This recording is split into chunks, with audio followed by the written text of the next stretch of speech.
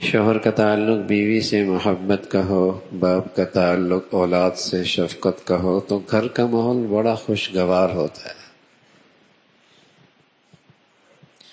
میاں بیوی کا آپس کا تعلق محبت کا، اولاد کا باپ سے تعلق احترام کا، باپ کا اولاد سے تعلق شفقت کا، تو گھر میں بڑی رونق ہوتی ہے، خوشگوار ماحول ہوتا ہے۔ اور خصوصاً آج کے اس فضا کے اندر جہاں باہر گلی محلے غیر محفوظ ہو گئے میرے اور آپ کے بچوں کے لیے، تو بہت ضروری ہے کہ گھر کا ماحول اتنا سازگار، اتنا خوشگوار ہو کہ بچے بچیوں کا گھر میں دل لگے، ورنہ اگر انہیں گھر میں جانے کا ہی دل نہ کرے، وہیں بوریت ہو، وہیں دوریاں ہوں، وہاں ہر شخص اپنا اپنا ہو، تو پھر وہ دوسرے راستے اختیار کرتے ہیں، سڑک پہ بہ جائیں گے، چائے خانے پہ بیٹھ جائیں گے، کہیں اور وقت گزار دیں گے، اس وقت آئیں گے جب سب سوئے ہوں۔ تو گھر کے ذمہ دار کی یہ ایک ذمہ داری ہے کہ گھر کا ماحول خوشگوار ہو، میاں بیوی کا آپس کا محبت کا، اعتماد کا تعلق، باپ بیٹے کا احترام اور شفقت کا تعلق، اس سے گھر کی فضا بڑی شاندار ہو جاتی ہے، جی لگتا ہے اس گھر میں اٹھنے کا، بیٹھنے کا، بات کرنے کا۔ تو اللہ کے نبی صلی اللہ علیہ وسلم اپنی اولاد کے ساتھ بڑی شفقت، بڑا پیار، ہاں تنبیہ بھی ہے، یہ بھی حکمت کا تقاضا ہے، تنبیہ بھی ہے، لیکن آپ علیہ الصلوۃ والسلام کا انداز ایسا نہیں تھا کہ بچے آپ سے دور ہو جائیں۔ تو ہدایت بڑی چیز ہے، لیکن ملتی کسے ہے؟ جو رجوع دکھاتا ہے، جو طلب دکھاتا ہے۔ ارے میرے عزیزو، بس بے نیازی سے دولت تو مل سکتی ہے، باپ مالدار تھا، بیٹا بڑا بے فکرہ ہے، بے نیاز ہے، لیکن باپ کے مرتے دولت بیٹے کے ہاتھ میں آ جاتی ہے۔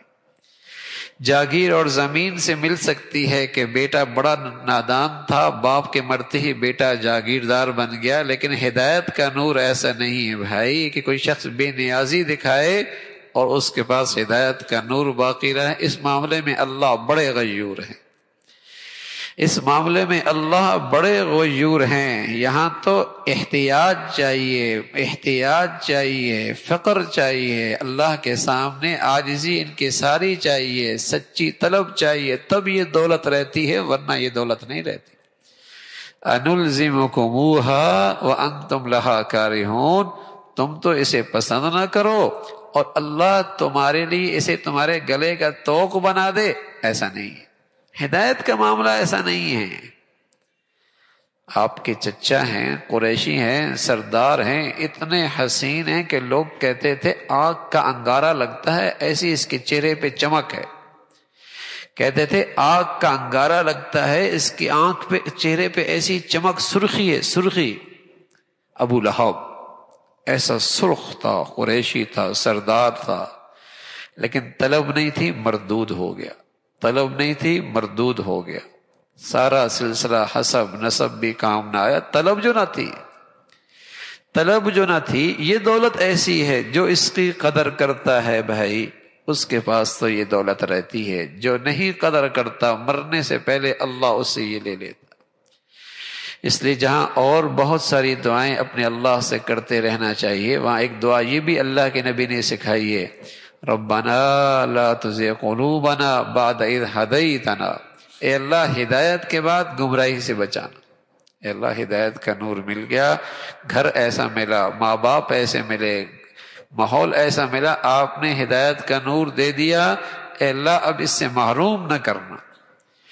ہدایت پہ خاتمہ ہو جائے اس کے لیے یہ دعا بڑی مؤثر ہے، ہدایت پہ خاتمہ ہو جائے اس کے لیے دعا بڑی مؤثر ہے، ربنا لا تزغ قلوبنا بعد اذ ہدیتنا وہب لنا من لدنک رحمہ انک انت الوہاب۔ وہاب کہتے ہیں ایسی ذات بغیر استحقاق اور نالائقی کی کچھ دے دے، تو بندہ کہتا ہے اے اللہ میں تو پہلے ہی نالائق تھا، آپ نے فضل فرمایا، ہدایت دے دی، آگے بھی میرے اندر لیاقت کوئی نہیں ہے، اپنا فضل فرما اور ہدایت پہ خاتمہ فرما دے. میری نالائقیوں پہ نہ دیکھ، اپنے فضل اور اپنی رحمت پہ دیکھ. تو ہدایت اللہ کی طرف سے وہ دولت ہے. تو جہاں بھی قرآن میں نا کہ اللہ جسے چاہے گمراہ کر دے، جسے چاہے ہدایت دے دے، اس کا مطلب یہی ہے جس کے دل میں طلب ہوتی ہے اللہ اسے ہدایت دیتا ہے، اور جس کے دل میں سرکشی اور جسے کہیں کہ استغنا ہے، اللہ بھی پھر اسے ہدایت کی دولت نہیں عطا فرماتے.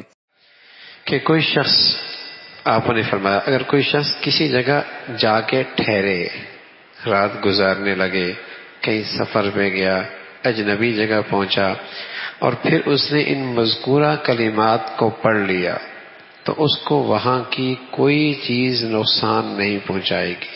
اور وہ کیا ہے؟ اعوذ بکلمات التامۃ من شر ما خلق. اعوذ بکلمات التامۃ من شر خلق، کہ میں پناہ لیتا ہوں اللہ پاک کے کامل کلمات کی ان تمام چیزوں کی برائی سے جو اللہ نے پیدا کی ہے. تمام مخلوق کے شر سے یہ شخص ان کلمات کے بدولت اللہ کی پناہ میں آ گیا. ہم سمجھتے ہیں حفاظت کی یہ شکل بنا لی جائے، یہ شکل بنا لی جائے، یہ شکل بنا لی جائے. شریعت نے تمام جائز شکلوں کی اجازت دی ہے، لیکن جو یہ صبح شام کی مسنون دعائیں ہیں جو اللہ کے حبیب صلی اللہ علیہ وسلم اپنی امت کو یہ کلمات سکھا گئے، ان کی بڑی تاثیر ہے، ان کی بڑی تاثیر. اللہ کے نبی صلی اللہ علیہ وسلم کو جب حاجت پیش آتی تھی تو آپ 2 رکعت نفل کی نیت کرتے وضو کر کے اچھی طریقے سے، اور پھر یہ دعا پڑھا کرتے تھے. اب تو مسلمانوں میں حاجت کے نفل کی رواج ہی ختم ہو گیا، رواج ہی ختم ہو گیا. اور پیارے رسول صلی اللہ علیہ وسلم اپنے ساتھیوں کو بہت اہتمام سے یہ نماز سکھایا کرتے تھے. کوئی حاجت ہوتی 2 رکعت نماز اللہ سے حاجت پوری کر. اب تو اسباب کی دنیا اور مادیت نے ایسا گھیر رکھا ہے، مادیت نے ایسا گھیر رکھا ہے کہ اس غیب کی شان پر اور اس خزانے پر اور اس قدرت پہ نظر جاتی بھی نہیں کہ وہ بھی کچھ کر سکتا ہے. ساری توانائیاں اور ساری صلاحیتیں اور ساری نظریں انہی مادی اشیاء پہ چلی جائیں. یہ ہوگا تو یہ ہوگا، یہ ہوگا تو یہ ہوگا، یہ نہیں ہوگا تو پھر یہ نہیں ہوگا. اللہ کے نبی سبحان اللہ، اللہ کا نبی صلی اللہ علیہ وسلم سے بڑھ کر دنیا کی حقیقت سے اور اللہ کی قدرت اور طاقت سے باخبر اور کون ہو سکتا ہے؟ آپ کی زندگی میں جب کوئی حادث پیش آتی تو آپ نماز حاجت پڑھا کرتے تھے، نماز حاجت پڑھا کرتے تھے. اور اس سے بڑی تسلی ہوتی ہے، اس سے بڑی تسلی ہوتی ہے کہ اللہ سے حاجت مانگی. میرے عزیزو، درخت کا پتا بھی اس کی اجازت کے بغیر کوئی نہیں حرکت کرتا، اور زمین کا ذرہ بھی اس کی حکم کے بغیر نہیں ہلتا، اور سمندر اور دریا کے قطرے بھی اپنی جگہ سے اس کی اجازت کے بغیر نہیں ہلتے. تو میرے حاجت دنیا میں اس ذات کے سوا کون پوری کر سکتا؟ تو پہلے اس کا در کھٹکھٹانا چاہیے نا.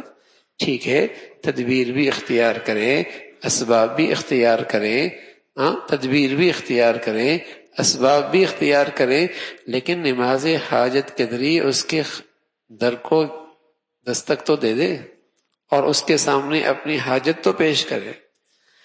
بیماری ہو گئی، حاجت کے نفل پڑھ لی. کوئی رکاوٹ ہو گئی، حاجت کی نہیں. یہ تو رونا ہے، پیٹ رہے ہیں، بندش ہو گئی، بندش ہو گئی، بندش ہو گئی. عاملوں کے گرد چکر پہ چکر ہیں، نہ جانے کیا کچھ ہے، لیکن حاجت کی نفل کی توفیق کوئی نہیں. ارے میاں نماز حاجت پڑھ.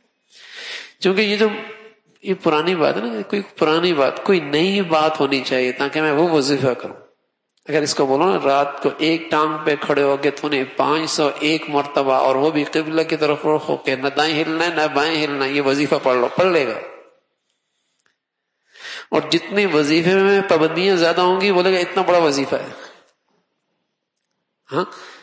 جتنے وظیفے میں پابندیاں زیادہ ہوں گی کہ اس رنگ کے ساتھ لکھا ہو اور اس کلر کے ساتھ لکھا ہو اور اس زعفران کے ساتھ لکھا ہو اور اس کو اس طریقے سے رکھنا، جتنی پابندیاں زیادہ اتنا اہتمام زیادہ.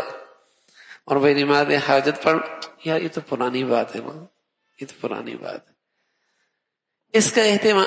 ارے میرے عزیزو، جو نبی کی سنت میں تاثیر ہے وہ کسی چیز میں تاثیر نہیں، جو پیارے نبی صلی اللہ علیہ وسلم کے عمل میں تاثیر ہے وہ اور کسی چیز میں تاثیر نہیں ہے۔